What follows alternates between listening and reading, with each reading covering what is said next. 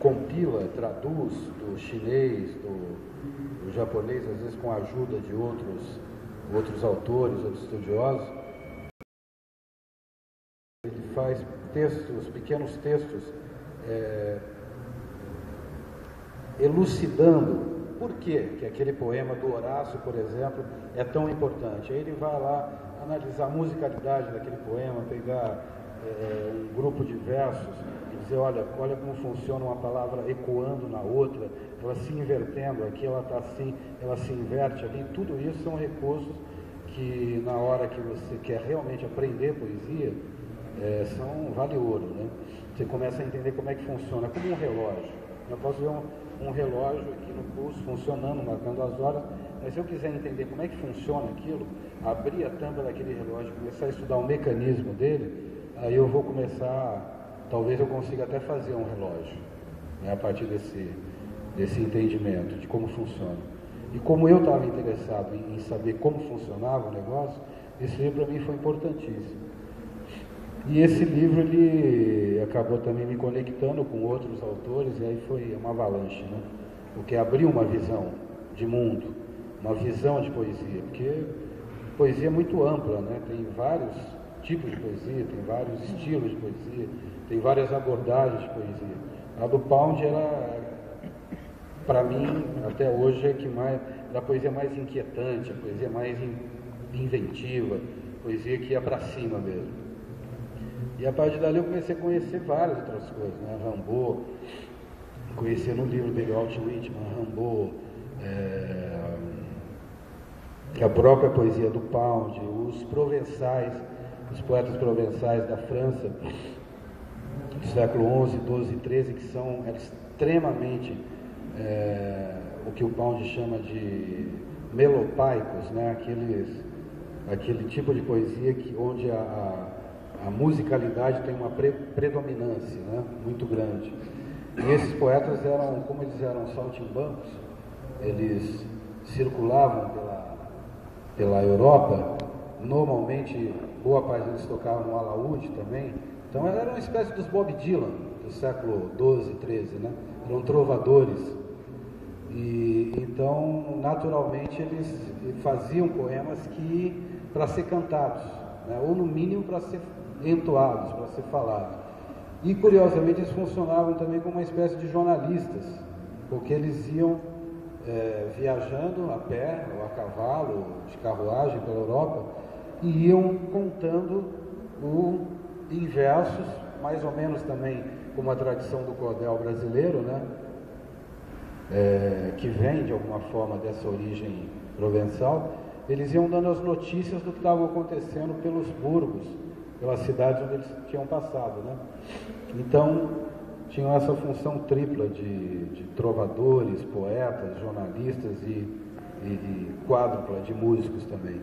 E o estudo desses poetas, para mim, através depois do Augusto de Campos, que tem um livro fundamental também para quem está interessado nisso, que é o Verso, Reverso, Controverso, que ele traduz e analisa também poetas como o Bernard de Ventadorn, Bertrand de Born, o Macabru, que é um poeta, um dos meus preferidos, que é um punk, assim, do século XI, XII, né? Um cara que, como um Augusto dos Anjos, né? Assim, 5 séculos antes. E é isso aí, é por aí. Aí uma coisa vai conectando a outra, né? A partir daí, naquele momento ali nos começos dos anos 80, estava surgindo Itamar Assunção e Arrigo Barnabé, que para mim foram dois da música, né? Na hora que eu ouvi aquilo, Arrigo Barnabé cantando Clara Crocodilo, eu não acreditei, não é possível que eu estou ouvindo isso. Não é possível que alguém conseguiu fazer um negócio desse, né? E aí as conexões vão se criando e vai até hoje. Surgindo novas, né? E, aliás, eu queria abrir também para ver se alguém que tiver alguma pergunta que queira fazer para o Ademir, porque é mais um bate-papo também. Às vezes as pessoas olham assim, querem perguntar, mas ficam naquele receio. Então, eu estou entrevistando aqui, conversando. Mas tem alguém que gostaria de fazer perguntas aqui? Você? Tem um microfone para passar, né? Pode vir. Quer vir aqui perguntar? Então tá, fala daí.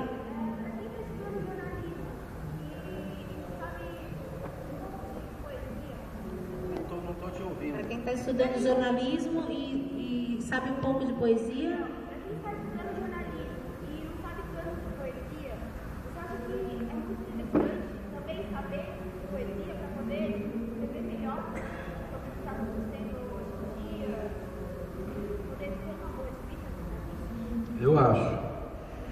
Eu acho que primeiro, né, quem tem que ler. Não se aprende, ou se desenvolve a escrita sem leitura. E normalmente quem conhece poesia, quem tem prazer em ler poesia, tem prazer em descobrir como é que funciona o mecanismo, vai escrever melhor, inclusive jornalismo. Com certeza, porque isso te dá um lastro de trabalhar a linguagem, sabe? Seja no texto jornalístico, seja no texto, numa ficção.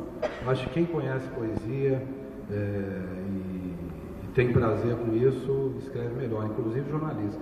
E é uma pena que os jornalistas hoje desconheçam tanto poesia. Aliás, hoje em dia estão desconhecendo regras básicas de escrita, né?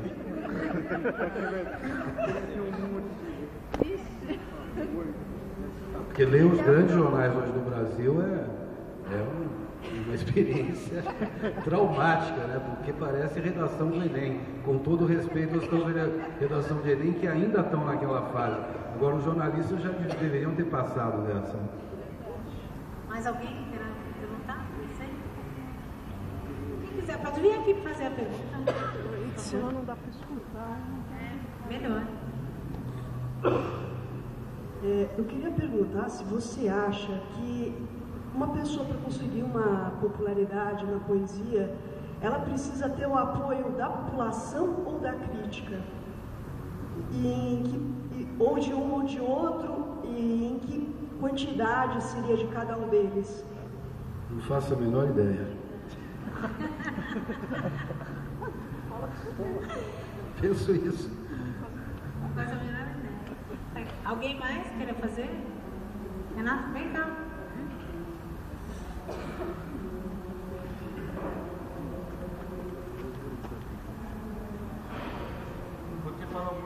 Você falou muito de tradição oral. Eu queria que você fizesse, não é nem uma pergunta, é mais um comentário sobre poetas, por exemplo, que eu gosto muito, Patativa do Assaré, por exemplo, e outros poetas, né, ele já é bem assim, acho que simbólico dessa poesia da oralidade, sonoridade.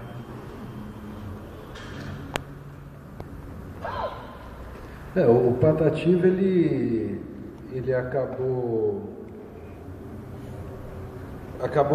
saindo em livro, né? Hoje tem talvez ele esteja sendo mais lido hoje do que ouvido. Agora, Patativa é cearense, né? No Ceará, no Nordeste, ele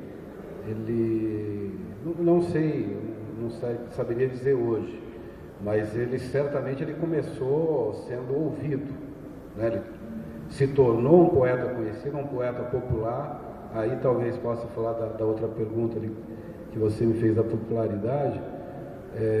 Existem alguns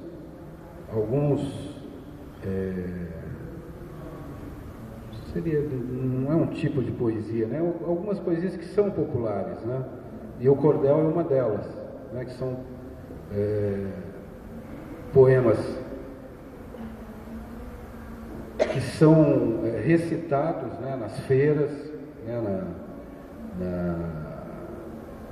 Eu, por exemplo, ouvi uma vez, em 1984, por aí, eu fui para o Ceará e eu fiquei numa cidade chamada Limoeiro do Norte, e aí eu ouvi um desafio de dois poetas populares, violeiros, né, eles, além de poetas, eram cantores. Normalmente os poetas dessas tradições orais quase sempre tocam algum instrumento, ou no mínimo toca a própria voz, né? Tem uma capacidade de oralização muito desenvolvida.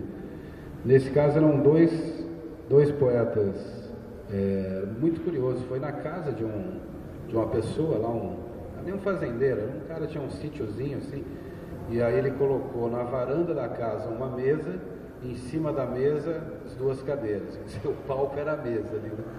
E os dois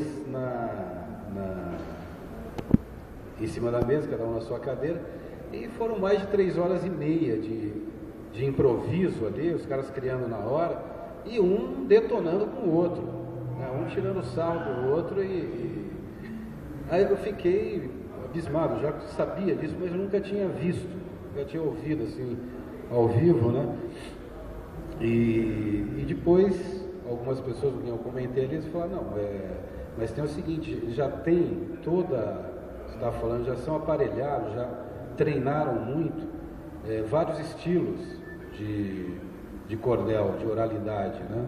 Nesse caso da oralidade do cordel, martelo agalopado, em vários estilos onde a rima do primeiro verso, o final do primeiro verso rima com o terceiro com o quinto com o sétimo com o primeiro da estrofe seguinte, aí eles têm rimas internas, né? No meio do sexto verso, a palavra do meio rima com a palavra do final, então eles já têm todo esse mecanismo que facilitam para eles esse exercício do improviso ali, e muitas vezes esses improvisos, eles já têm ali no meio várias coisas prontas, que eles vão,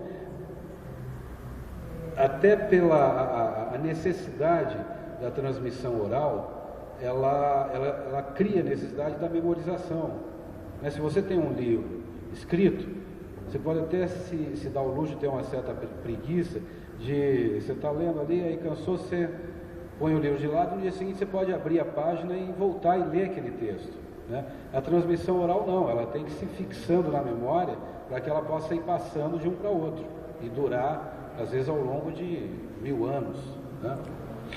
Então eles já têm também um mecanismo de memorização de certos truques, né, que possibilita com que e uma facilidade, claro, um desenvolvimento para improvisar ali na hora, que eles chamam, eu não tenho essa capacidade, né, mas eles chamam, você tem nariz de cachorro e cara sei lá, de formiga, o outro já responde, sabe, tudo rimado e metrificado, né? E esses desafios, inclusive, quando um fica detonando com o outro, é incrível, né? Porque você tem, se não for bom, muito rápido, né? É tudo muito rápido, se não for bom, em 5 minutos você está fora da roda, porque o outro te detona.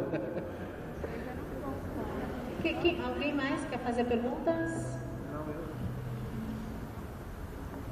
Na verdade não é uma pergunta, eu só queria acrescentar que no Nordeste são os repentistas que eles usam uma viola de 10 cordas, que é a mesma viola que usa aqui no interior de São Paulo, só que com afinação diferente. Então lá eles são chamados de repentista. Aqui no interior de São Paulo, você disse que visitava no interior, é o cururu. E essa técnica que eles usam de rimar primeiro com o segundo, aqui eles chamam de carreira do A, carreira do E, carreira do santo tal. Então tudo ele tem que terminar com A ou falar de um santo. E no sul é chamado de trova. Nós temos então toda a mesma coisa, só que vai mudando o nome dependendo da região. Só queria acrescentar, porque eu brinco com viola caipira também, e a gente tem muito contato com cururueiros no interior de São Paulo. Então, se um dia vocês viram um desafio de cururu, é o que ele está falando, assim como o desafio de repentista. E de repentista, gente, aqui na Praça da Sé, não precisa gastar dinheiro, não, está cheio deles aqui. A cidade de São Paulo é o maior nordeste do Brasil. Verdade. E aí você vai descendo mais para o sul, onde você tem a milonga, que é um pouco da tradição gaúcha, já próximo da fronteira, né? Um pouco de tradição gaúcha, um pouco de tradição argentina, que tem poemas fantásticos, né? Na música caipira, eu tenho um parceiro, amigo, né? O Edvaldo Santana, que é um excelente compositor, ele está morando em Itu, e ele se tornou muito amigo do seu Ico, que é um violeiro nato, né? Aqueles que estudou sozinho, autodidata e tal, e vem da tradição caipira, né? E aí eu adoro, eu vou lá para casa de Edvaldo e ficar cantando o repertório clássico, né? De Tião Carreiro e Pardinho, Cornélio Pires e um monte de compositores. E É incrível, de repente a gente vê o complexo de Édipo numa letra caipira, né? Caramba! Que ele não está, evidentemente, o seu Ico, no caso, ele não conhece Freud, mas aquilo que ele está cantando ali é um complexo de Édipo, cara, se caísse na mão do Freud, o cara ia estudar com o maior prazer, entendeu? Porque essas tradições, elas estão vindo de muito tempo, né? Elas são, você está falando, essa transmissão, ao mesmo tempo que a gente tem a transmissão do conhecimento através da escrita, que é importantíssimo, claro, a escrita possibilitou outros meios, né, de fixar e até de desenvolver outros tipos de linguagem, outros caminhos que muitas vezes não cabem na oralidade, né? De pegar poemas citar um exemplo que me vem à cabeça, do Apollinaire, por exemplo, ou da poesia concreta, com uma ênfase mais na visualidade e tal. Quer dizer, abrir outros caminhos, né? Importantíssimos. Mas a gente não pode esquecer que essa tradição oral é muito rica e muito mais antiga, né? E a gente tem muito a aprender e a se encantar com essa tradição toda. Mais alguém queira vir aqui comentar ou fazer uma pergunta? Cláudia também, se quiser. Quer vir aqui falar? Né? Aquela coisa, se alguém quiser qualquer coisa, é só dar um toque, então. Mas eu acho que foi bem produtivo o que a gente falou, porque agora a gente acabou voltando à primeira questão, né? Que é a questão da oralidade, né? E da tradição oral de poesia. Né? A gente acabou fechando com o mesmo assunto que a gente começou. Que eu acho que as pessoas têm essa visão que poesia nem sempre é algo, embora venha disso tudo, existe muitas vezes a literatura e a poesia, ela floresce outras artes, né? Ela dá inspiração, mas é sempre algo ainda, eu acho que, não sei, pensamento meu talvez possa estar errado, mas eu acho que ainda é deixado de lado essa área de literatura, né? Não é algo que as pessoas vejam que aquilo possa vir a ser a inspiração para outras coisas. Por exemplo, virada cultural, esses eventos grandiosos, é difícil a gente ver coisas relacionadas à literatura, são poucas, né, geralmente. Então, assim, ou eventos que envolvam diversas artes, né, geralmente tem outros focos, tem a música, tem a arte e tal, mas e justamente a literatura que floresce tanta coisa, né? Então, eu acho que isso que a gente conversou foi bastante positivo. Acho que para todo mundo que está aqui, que ainda não tem jeito, leva consigo assim um aprendizado, né? Porque eu conheço muitos poetas aqui que são novos ou que não tão novos assim, mas que também lidam com essa questão. Acho que isso independe da idade, né? É uma questão que para quem gosta, quem é apaixonado por literatura, muitas vezes se sente marginalizado até mesmo pelo mercado editorial. Por exemplo, você acha que o mercado editorial ele maltrata o poeta, ou que o mercado editorial tem ainda espaço para poesia dentro disso? Embora você falou do fim do livro, né? Outra pergunta que eu queria fazer, se você acredita mesmo que o livro vai ter um fim, será possível isso? Olha, o mercado, como a palavra já diz, o mercado está preocupado com dinheiro. O mercado quer vender, né? Eu não estou preocupado com dinheiro quando faço poesia. Estou preocupado com fazer poesia. Acho que a primeira coisa é você gostar de literatura, se interessar por literatura. Acho que a primeira pergunta você poderia fazer: por que eu me interesso por literatura? Para chegar numa roda e mostrar que olha como aquele cara sabe? Para chegar num lugar e se sentir superior às outras pessoas porque conhece alguma coisa de literatura? Eu acho que a primeira pergunta é essa. Eu me interesso por literatura porque eu me interesso por aqueles escritores, aqueles poetas, aqueles textos que me dão porradas na cara, acorda. Uma vida é muito pouca para você ser um otário, para viver uma vidinha de merda, entendeu? Eu gosto desse tipo de literatura, né, que chega chacoalhando, né? Poesia dentro do mercado editorial e tal, elas representam uma parcela muito pequena, porque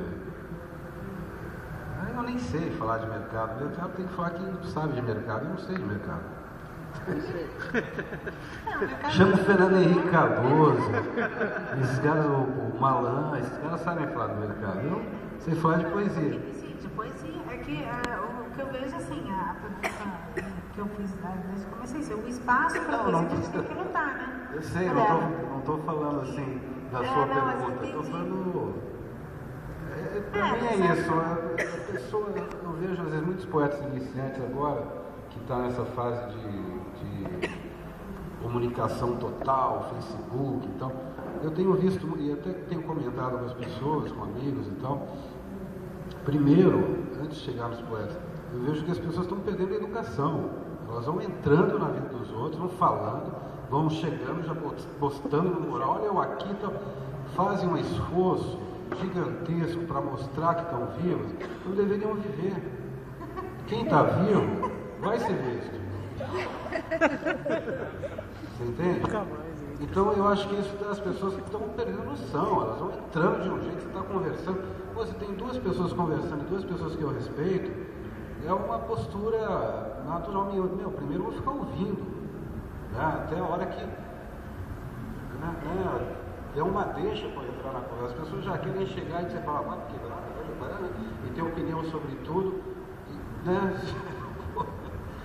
E com relação aos poetas também, que começa a escrever para ser reconhecido, para ser aceito no mercado editorial, cansou, não vai escrever nada que preste.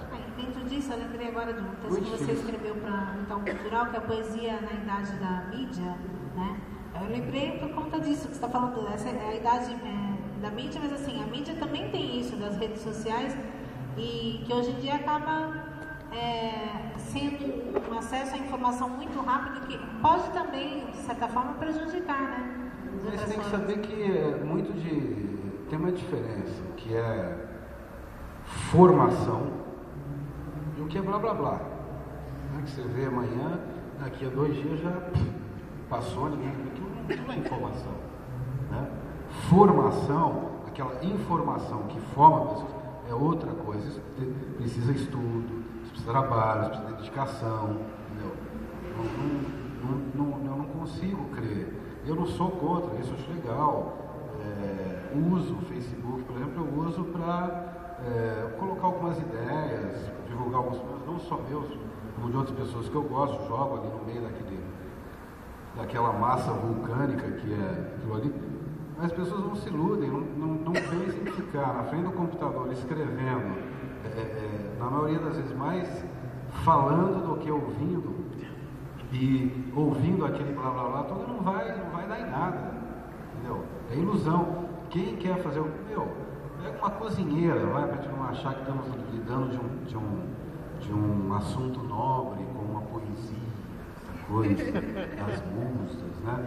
É uma cozinha. Uma cozinheira não nasce de um dia para o outro. Algumas pessoas têm mais, têm a mão, né? Que nem o jardineiro, tem pessoas que têm a mão para a planta e tal. Mas precisa de dedicação. Né? A primeira vez que fizer um acarajé, vai sair aquela coisa toda. Né? Se a pessoa tiver muita mão, pode até ser que no primeiro já acerte. Dedicação. Poesia com P maiúsculo, minúsculo, sem P, com R. É como qualquer outra coisa. Sabe? Não é dedicação, é muita gente fazendo antes da gente, né? É estudar o que os outros já fizeram, pelo menos uma parte deles. É impossível estudar todo mundo e naturalmente vai ter uns que vai te interessar mais, outros menos, né? Uma coisa também que eu ouço muito, pelo fato de estar tanto tempo escrevendo poesia, se dedicando à poesia, as pessoas perguntam, mas você gosta de poesia, né? Eu não gosto de toda a poesia. Não é porque está escrito na capa do livro que é poesia, eu sou obrigado a gostar. Né? Assim como se eu fizer uma macarronada, pode ter gente que não vai gostar, não tem problema nenhum, tem gente que não gosta da minha poesia. Entendeu? Não tem problema nenhum. Ninguém é obrigado a gostar, agora isso é o que eu faço, eu vou continuar fazendo, entendeu? Então as pessoas ficam muito cheias de ilusões, que só a poesia é um grande aprendizado para mim, para se exercer a vida, sabe? Só isso. Se vai ser reconhecida, se vai ter importância, não vai. Eu já me preocupei com isso. Hoje, em bom e claro português, eu estou cagando